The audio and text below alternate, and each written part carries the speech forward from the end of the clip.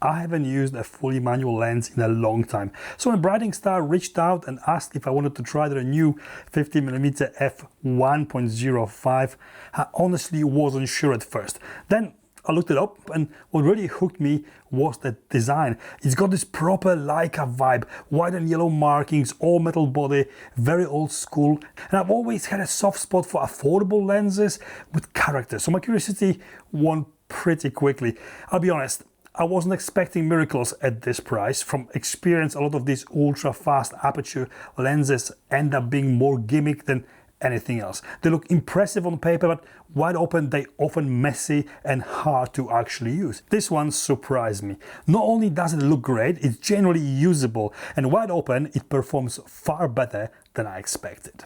This is a full frame lens, and it's available for Sony E, Canon RF, Nikon Z and L-mount. I'm using the L-mount version here. All the samples you're seeing in this video were shot on the Lumix S1II and this lens. It's a fully manual lens with no electronic contacts at all, so aperture and focus are controlled entirely on the lens itself. There's no safety net here, it's all on you. And yes, it's harder to consistently nail critical focus compared to modern autofocus glass, but when you do land the shot, the satisfaction is on a completely different level. It slows the process down in a good way and makes shooting feel more deliberate, more involved, and honestly more rewarding than relying on a all singing, all dancing autofocusing lens. This 50mm has a strong vintage character, not just because it's manual, but because of the way it renders images. The look has personality. What surprised me most is that it's actually very sharp in the center. Well, maybe not even the center, but more in the center. I genuinely didn't expect that at this aperture and price.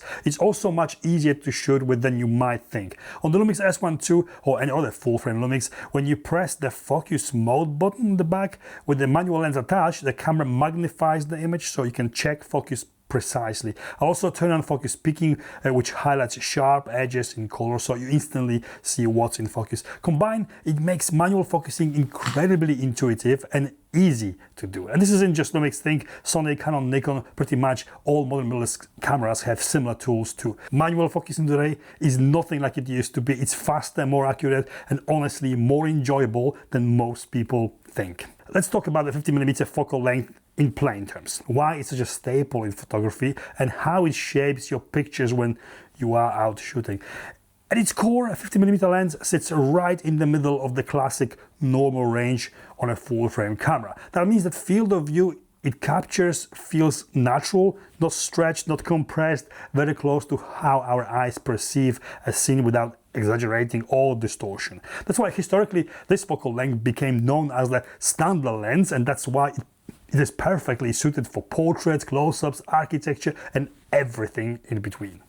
Because it doesn't zoom, a 50mm prime forces you to think about your position and frame. You don't zoom with the lens, you zoom with your feet. You have to physically move in or out. That constraint is good for learning composition. This 50mm gives you very nice shallow depth of field. That ultra wide aperture of f1.05 lets a lot of light in. It gives you really superb subject to background separation and bokeh. It's good for picking out textures, moments within a scene or subjects with context. I love using a lens like this for street photography, not quick or stealthy as you need to take time to nail that focus, but results it gives can be stunning. It's not a perfect optical lens, far from it.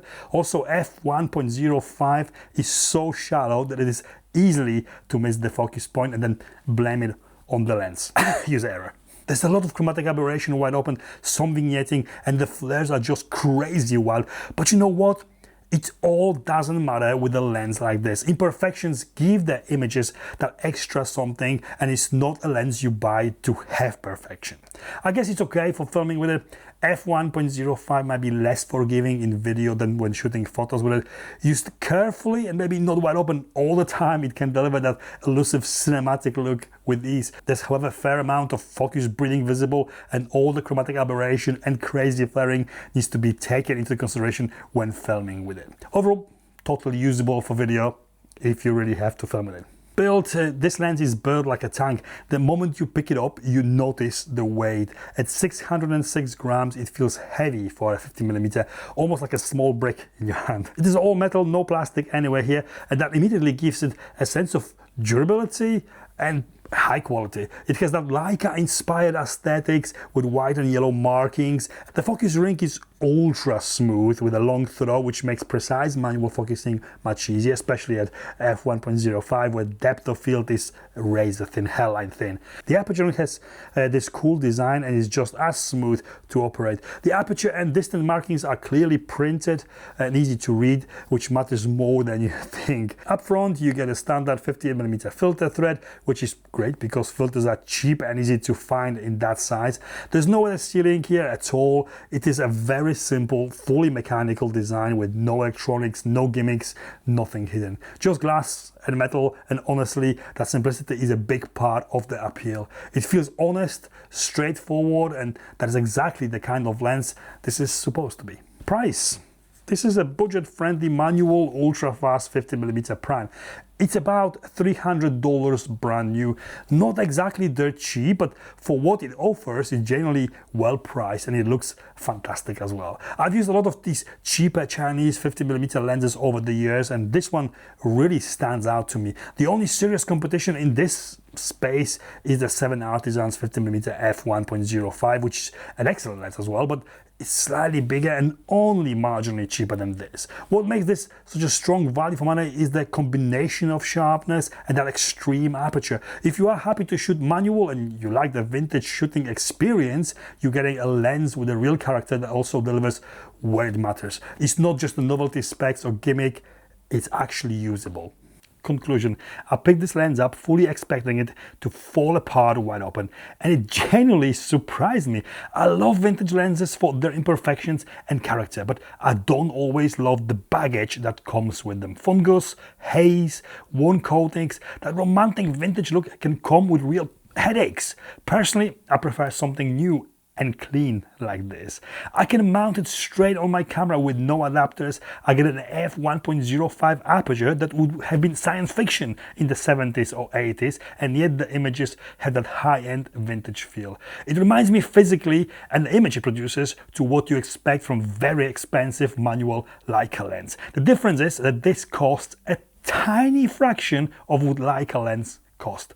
Once you figure out your focusing workflow and get comfortable with it, hitting focus becomes surprisingly reliable. An 80 to 90% success rate is very realistic, and that's more than enough to confidently shoot with it in the real world situations. I'd happily travel with this lens or use it as an everyday personal lens when I just want to shoot for fun. It has character, it's engaging to use, and it delivers a look that feels somehow special. A beautiful vintage inspired 50mm. Recommended. And this is it from me. You know the drill. Like, comment, subscribe if you want to, and I'll see you in the next one.